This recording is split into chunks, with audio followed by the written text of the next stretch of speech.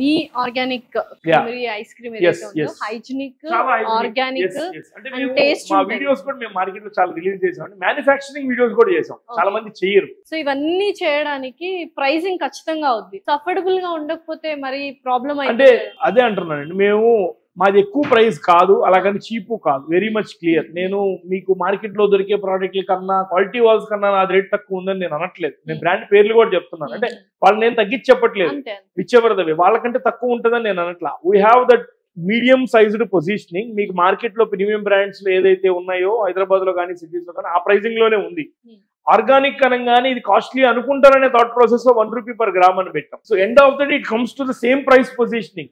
కానీ నేను మా కాంపిటీటర్ ఎక్స్ బ్రాండ్ ప్రైసింగ్ లానే మాది ఉంది, వై బ్రాండ్ ప్రైసింగ్ లానే మాకుంది నేను చెప్పలేను కాబట్టి ఆ position in that way. So me target of customers ఎవరు? ఫస్ట్ టైర్ వాళ్ళ, సెకండ్ టైర్ వాళ్ళ? ఇద్దరు అంటే నాట్ లైక్ దట్ అండి. I mean number 1 healthy food కావాలనుకునే కస్టమర్ అండి, అది ఫస్ట్ టైరా 2 టైరా అనేది కాదు.